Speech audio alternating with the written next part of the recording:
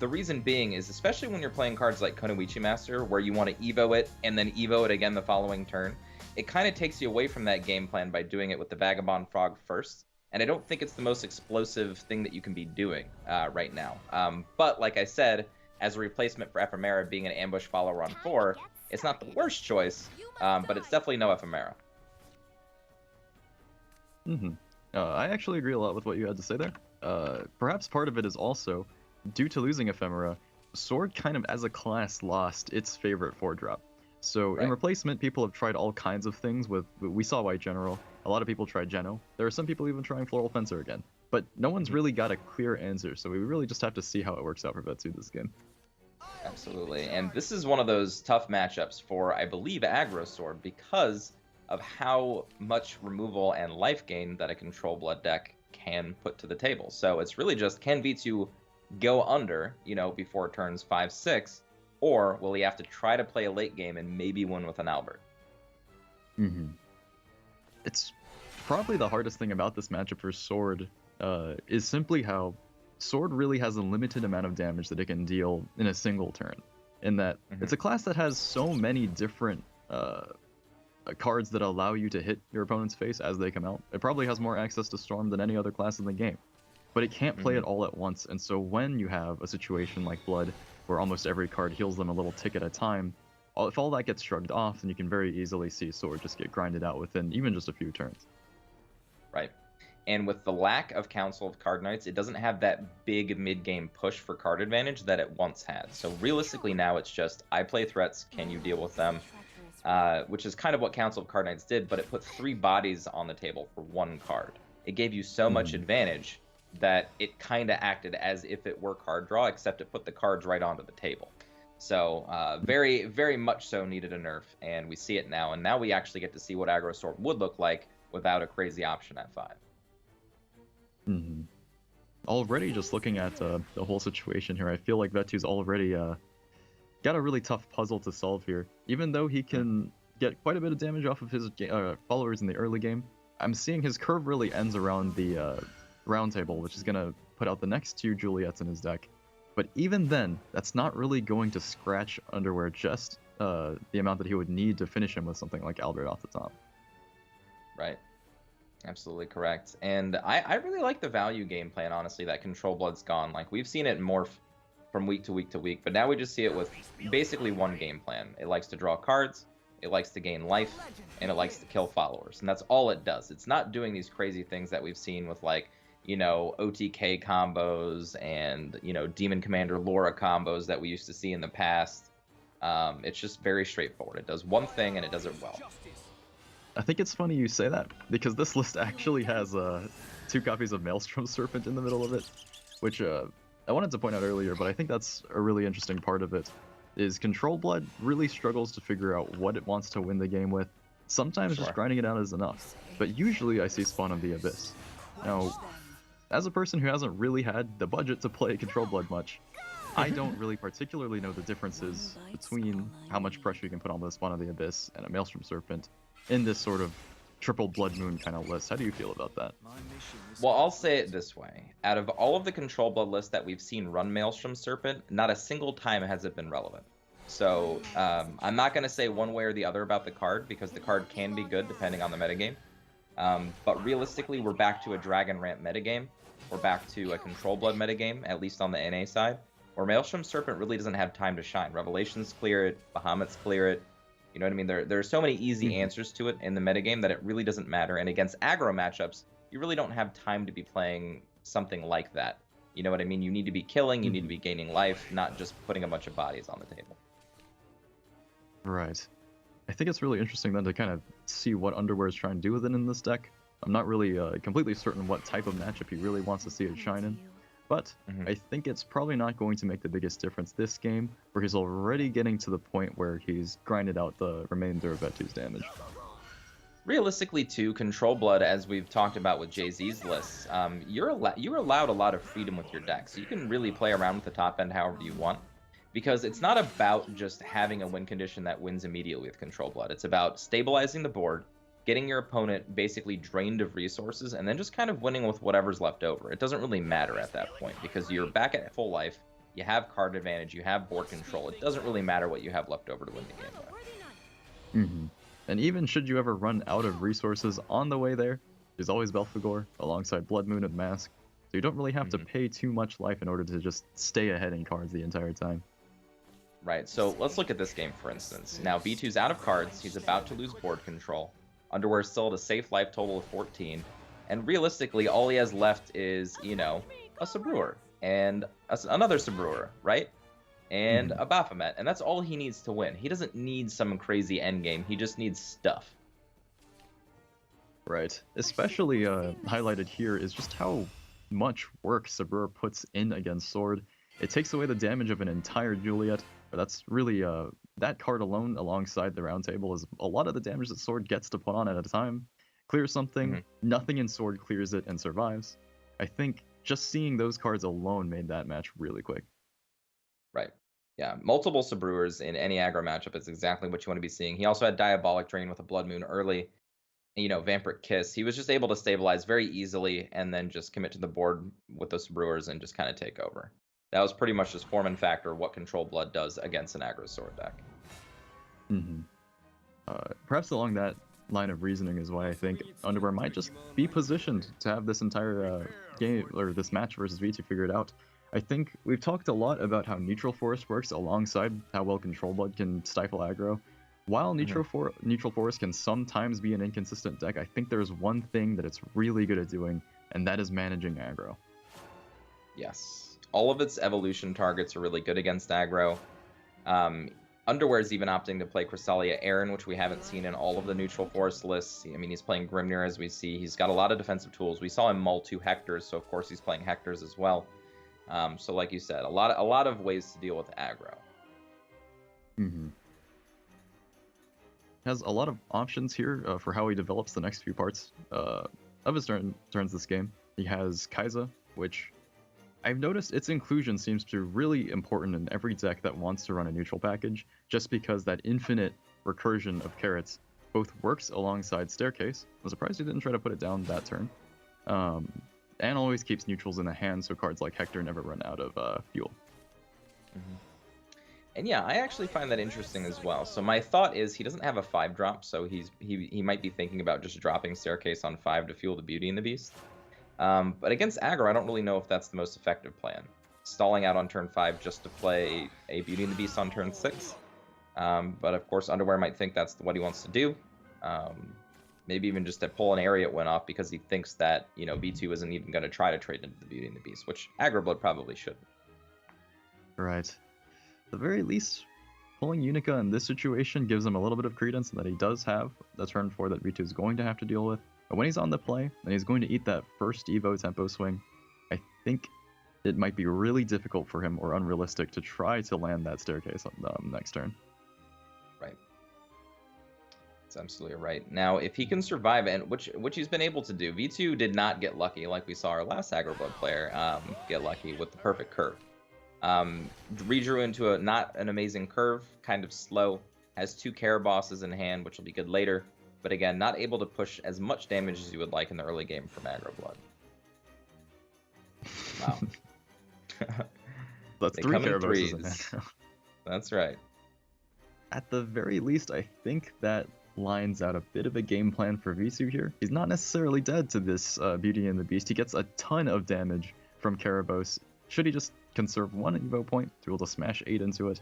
Might just be enough if he has 2 on board before that happens.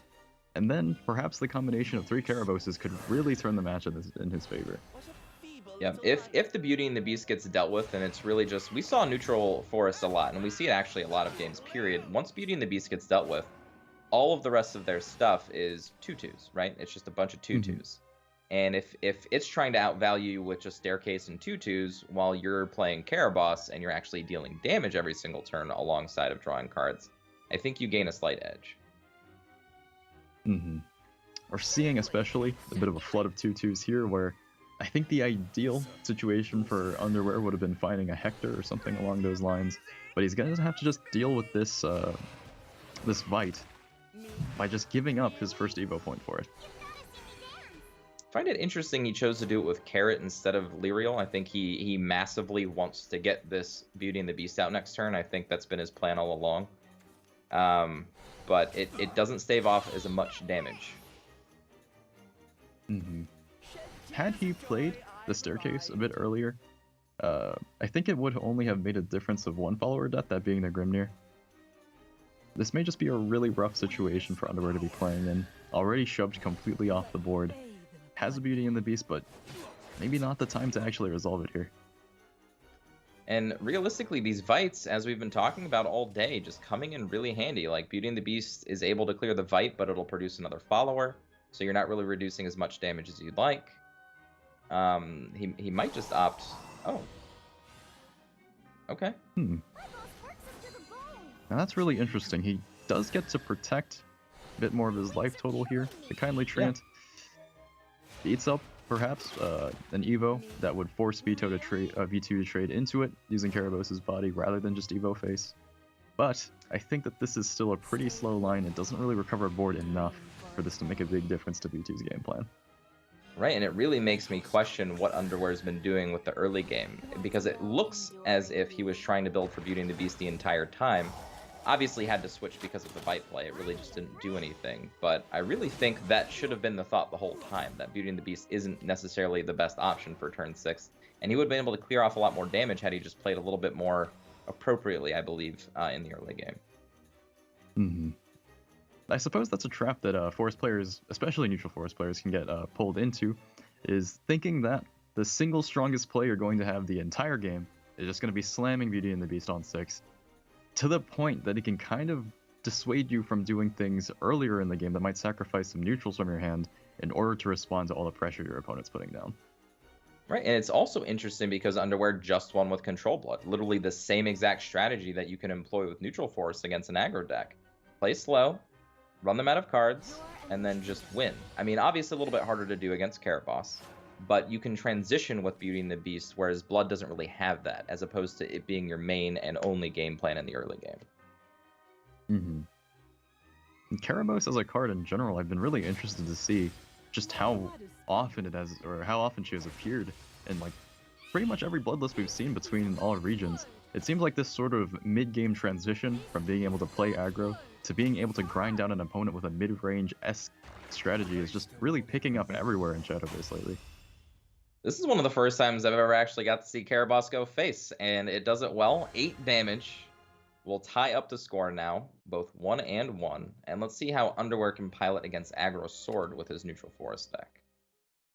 You think that this matchup is any better, or any more in Underwear's favor than against Blood, considering that these are two really common aggro lists to begin with? I know I've been bashing decks today, and this, again, guys, this has nothing to do with the players themselves. I think that Forest, as we've kind of stated, is just really shaky. It's good against Control Blood, it's good against D-Shift. Outside of that, I really don't know where it shines. I don't think it has a great place, even against aggro. I mean, Kindly Treant's great. Don't get me wrong, playing Lyriels and Unicas is great. But realistically, Beauty and the Beast is really your only oomph, and it can be dealt with, right? And sometimes it's too slow, sometimes it's too clunky, like we just saw. And he just wasn't able to do anything that game. Right. Now he's got some Hectors, though, to fall back on. So maybe this game will be a little bit different. Hector's one of those cards we talked about earlier that can swing the match. I think drawing 2 is extremely important versus Sword. Shouldn't be too hard to make sure that they're active by the time he gets to them. The Staircase probably won't pop first, but at the very least this Treant is now active with a Dance of Death in hand. I think another extremely important card that we didn't see last game that is perhaps one of the strongest tools that Forest has ever received is Elf Twins Assault. I think very often that spell is what actually glues this deck together more than anything. That is true. Elf Twins Assault, for those of you who don't know, 2 play point spell. When you play it, it will deal damage equal to the amount of neutral cards twice to random enemy followers. So it's a very good way of clearing not only small followers, but even big followers in the mid game. I think perhaps it won't be necessary for Underwear to find tools like that. If he can just stave off V2's aggression for now, because V2 doesn't really have a good play here. All he has is the Quick Blader, and he doesn't want to mass trade into this. I think there we see a really hard hit to Vagabond Frog, actually. That would have been the perfect turn to just set him down. Right. And I think both players here missing on curve. So Underwear missed turn 2. He's going to miss turn 4 here. V2 missing turn 3. So both players staggered a little bit. Now this I find to be really interesting in that, as I mentioned before, Sword has a really tough puzzle to solve with what do I play on 4, but usually anything that can just evolve and trade over something and survive is good enough because they don't really have any particularly strong tools to use other than Floral Fencer, which isn't that good on the play. But here Vagabond Frog just barely does the job. Can't be removed after getting a lot of value. That's another thing, I guess, to talk about. It's the same stat line as when it was a 3 cost. Now it's a 4 cost, so a lot harder to trade up. Fortunately, Underwear didn't have a 4 drop, so able to trade over the opposing 3 drop. I feel like getting very favorable position with that Vagabond Frog. Here's the follow-up. Kunoichi Master that he does trade in, actually. I like it, just consistent damage, and now really doesn't have anything to be dealt with, turning off that Hector. Elf Twins Assault, though, is finally picked up for Underwear here. Funnily enough, there are tools in Forest that can deal with Ambush just fine, just because a lot of Ambush followers tend to have really low stat lines, things like Will of the Forest just clean it all up. But Elf Twins Assault actually just hands the board back to Underwear here just because of the nature of being a low-cost spell. Yes. And he does have a Hector and a Crystalia Aaron to fall back on. So now it's up to V2 to see if he can navigate getting this damage done. Does he save the Evo point? Does he save the Albert? Now he's got 2 Alberts. And one really gross play that I think it's gross, right? Centaur Vanguard plus Albert on turn 7, I think is just gross. That's like 7 damage. You know, it's really easy to pull off. There's no, like, you know, weird things you have to do with it. Even Quick Bladers, right? Quick Bladers alongside Albert. You're just like, why? Why do they have that extra little bit of damage? I don't like it. You'd like to imagine that Albert is just kind of the damage that gets done during a turn because he's probably just... I could probably just call him the best Storm follower in the entire game. I think he is designed to be, at the very least. Maybe really... sometimes he parries with Roach, but more often than not, Albert wins that fight. At least the best independent one. Right. So really interesting about you mentioning that, as I think Centaur Vanguard is a card that a lot of people just dropped for many expansions until this one. Now, why do you think that is? Is it just a matter of Perseus? Is it a matter of Perseus and Juliet? 100% it's a matter of just more commanders, period. So Perseus being the optimal one, right? Because now you can actually have a Storm Follower on turn 2, which is absolutely amazing. And of course, with Juliet being added to the 3-drop slot alongside Novice Trooper, you just have more early game commanders. And a lot of these decks, as you've seen, are running even things like Palace Fencer and Princess Vanguard and just other commanders that are cheap. So realistically, it's going to have Storm more often than not. As you said, you can even play it alongside Round Table Assembly, right? Pull double Juliets and kind of have like that same type of turn 7 Albert turn. Now that you mentioned, I think that's actually the most damage that can be dealt in a turn, rather than Albert. Juliet now 1-ups that off of Round Table, and that she does 6 base if you evolve it, and then Centaur Vanguard. Yeah. It's a lot of damage that's possible, but I think that V2's in a pretty tough position here just due to that Hector. I will say that I think Side Games did a very awesome job in nerfing a very specific card for aggro and Ephemera, because I feel like that was the one that was leading to these games that we just didn't like watching, right? The games where they just be over on turn 5, because it's just, okay, Ephemera into Round Table Assembly is just too much damage. Often, I remember, Ephemera didn't really even win games on her own when it had to be a part of decks like what people tried to make happen with Aggro Shadow, where Ephemera was really only able to add damage to single cards or conditional storms like Phantom Howl, or otherwise would have to supplement the damage of boards like Prince Catacomb or Fairies from Forest. But in Sword's case, Ephemera just simply put an additional point of attack on every storm follower that ever hits the board. And I think the difference in the damage it could have offered a deck like V2's and the damage that was offered to him by Vagabond Frog is so different that it could have been the difference of the game. Yep, and I think we're now getting to a place where Underwear just has plenty of wards. He has another Elf Twins Assault in case ambush followers come out. He has Dance of Death for this Albert. We're getting to the place where V2 doesn't really have many cards he can draw to bust through all of this. And I find it very fortunate for Underwear. Missing turn 2, missing turn 4, getting that Elf Twins Assault on the turn that he needed it, just really worked out for him. And now we're in the end game, and this is where you want to be with a deck like Neutral Forest. You got Staircase popping, you have a Beauty and the Beast, you have everything you need.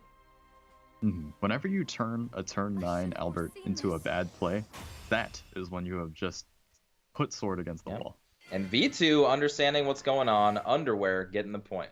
Underwear with Neutral Forest will take the win. There are some incredibly strong options that are available to you in Neutral Forest. It's just about the timing of when you get that. And I feel like that's where most of the pressure comes from. Do I have what I need at the right time? V2 certainly did, despite the fact that he did end up passing a few turns early on. Incredibly strong.